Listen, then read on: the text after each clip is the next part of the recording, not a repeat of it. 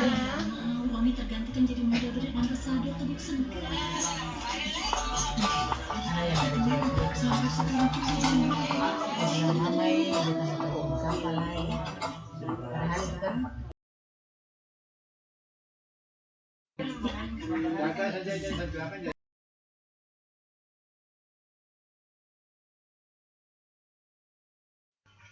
Sekarang kita masuk ke dalam susunan saluran pencernaan.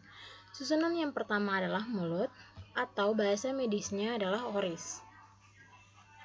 Mulut merupakan suatu rongga terbuka tempat masuknya makanan dan air. Mulut merupakan jalan masuk menuju sistem pencernaan dan berisi organ aksesori yang berfungsi dalam proses awal. Di slide berikutnya ada tenggorokan atau faring. Tenggorokan merupakan penghubung antara rongga mulut dan kerongkongan. Di dalam lengkungan faring terdapat tonsil atau amandel. Amandel ini adalah penyakit yang sering kali terjadi, yaitu amandel ini adalah kelenjar limfi yang banyak mengandung kelenjar limfosit dan merupakan pertahanan terhadap infeksi. Letaknya di belakang rongga mulut. Kita ke slide ketiga, yaitu kerongkongan atau esofagus. Kerongkongan adalah tabung berotot pada vertebrata yang dilalui sewaktu makanan mengalir dari bagian mulut ke dalam lambung. Panjang kerongkongan kira-kira 2,5 cm dan lebar 2 cm. Organ ini berfungsi. Di slide berikutnya ada lambung. Lambung merupakan organ otot berongga yang besar dan berbentuk seperti kandang keledai. Lambung dibagi menjadi 3 daerah, yaitu kardiak, fundus, dan pilorus. Kardiak yaitu bagian lambung yang paling pertama untuk tempat masuknya makanan dari. Ada fundus.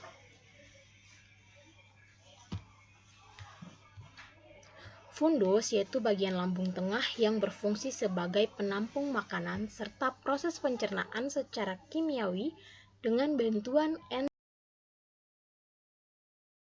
Slide berikutnya yaitu pilorus.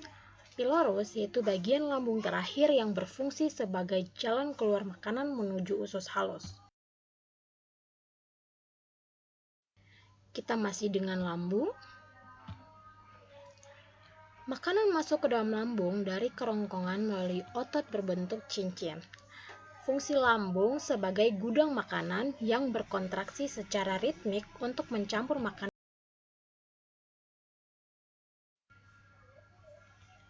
Yang kelima ada usus halus. Usus halus menyambung dengan lambung di sphincter pilorus dan mengarah ke usus besar di katup ileocecal.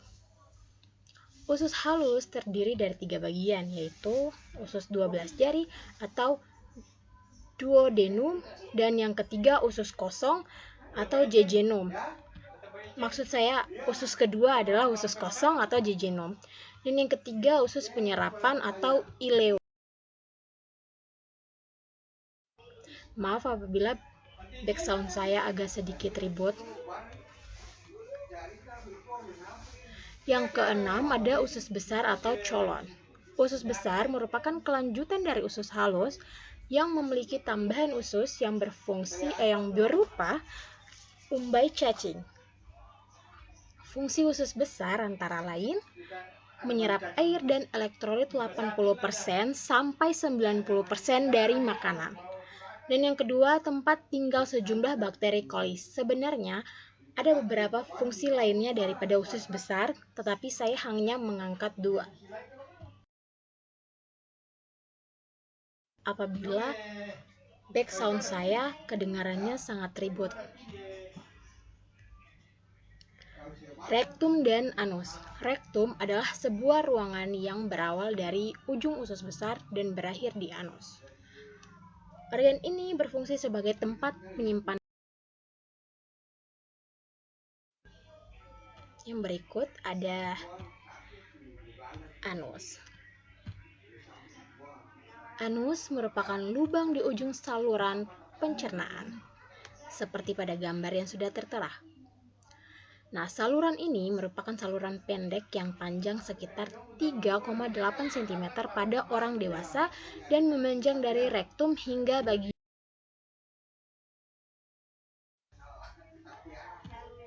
Yang berikutnya, yang kedelapan, ada pankreas. Pankreas adalah organ pada sistem pencernaan yang memiliki dua fungsi utama, yaitu menghasilkan enzim pencernaan serta beberapa. Kesembilan, ada hati, atau bahasa medisnya hepar. Hati adalah organ yang paling besar di dalam tubuh kita. Warnanya coklat dan beratnya 1.500 kg. Letaknya di bagian atas dalam rongga abdomen di sebelah kanan bawah diafragma.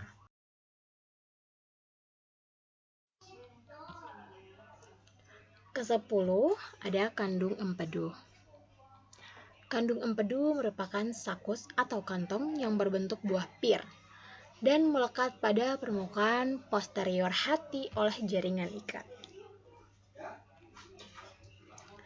Fungsi kandung empedu adalah sebagai reservoir empedu, memekatkan empedu dengan 1 atau 15 lipatan yang mengabsorpsi air.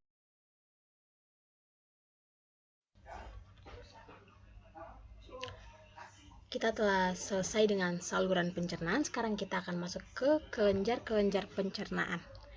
Kelenjar yang pertama ada kelenjar ludah atau parotis.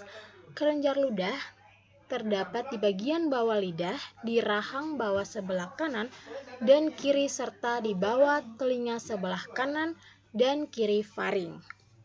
Saliva atau air ludah mengandung enzim patialin atau amilase ludah.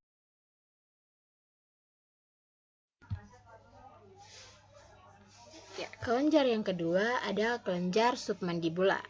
Kelenjar submandibula adalah sepasang kelenjar yang terletak di rahang bawah, di atas otot disgastrik.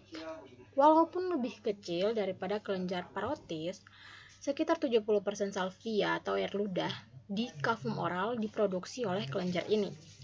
Kelenjar submandibularis merupakan kelenjar tubul luar sinar yang bercabang. Kelenjar yang ketiga adalah kelenjar sublingua. Namanya tidak beda jauh seperti kelenjar submandibula.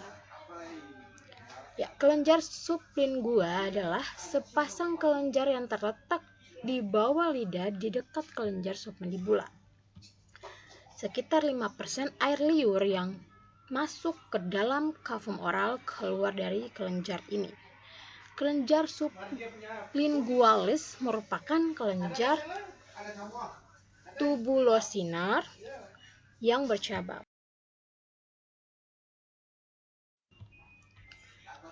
Berikut keempat ada kelenjar liur minor.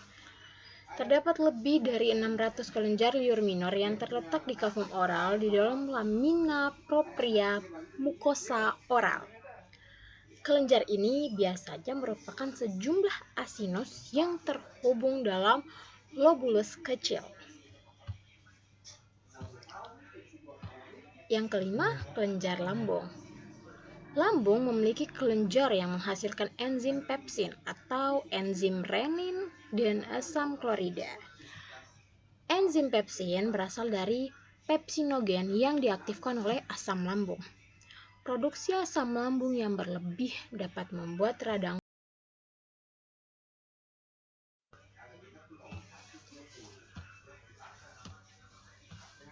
Keenam, hati.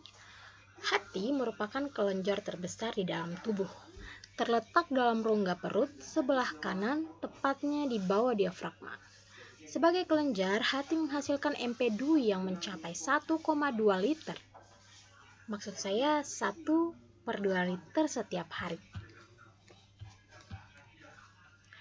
Ketujuh, kelenjar pankreas. Kelenjar pankreas terletak di rongga perut di dekat lambung. Sekresi enzim dari pankreas dipengaruhi oleh hormon sekretin. Pankreas memiliki kelenjar endokrin dan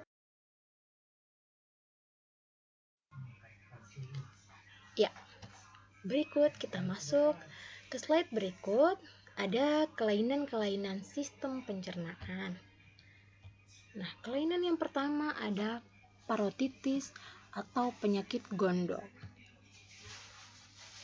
Parotitis adalah penyakit yang disebabkan oleh virus yang menyerang kelenjar air ludah di bagian bawah telinga. Akibatnya kelenjar air ludah menjadi bengkak atau membesar. Kedua, zekrostomia. Zekrostomia adalah istilah bagi penyakit pada rongga mulut yang ditandai dengan rendahnya produksi air ludah. Kondisi mulut yang kering membuat makanan kurang tercerna.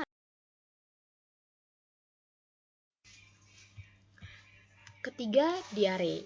Diare adalah buang air besar dengan konsistensi cair atau kita sering sebut dengan mencret. Nah, mencret sebanyak 3 kali atau lebih dalam satu hari. Penyebab diare antara lain ansietas, stres, makanan tertentu, atau organisme perusak yang melalui dinding usus. Keempat, ada konstipasi atau sembelit. Konstipasi adalah kesulitan atau jarang defekasi yang mungkin karena feses keras atau kering sehingga terjadi kebiasaan defekasi yang tidak teratur. Faktor psikogenetik, kurang aktivitas. Kita masuk ke kelainan yang terakhir, ada tukak lambung atau ulkus. Dinding lambung diselubungi mukus yang di dalamnya juga terkandung enzim. Jika pertahanan mukus rusak, enzim pencernaan akan memakan bagian-bagian kecil dari lapisan permukaan lambung. Kita telah selesai dengan materi tentang pencernaan.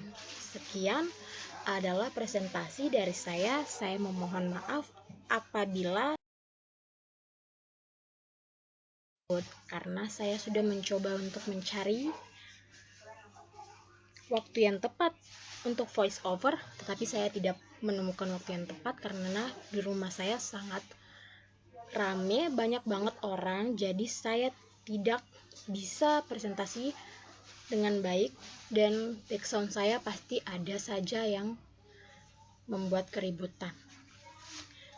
Jadi untuk itu saya memohon maaf. Terima kasih banyak bagi yang sudah melihat video presentasi saya dari pertama sampai terakhir. Saya sangat menghargai. Terima kasih banyak.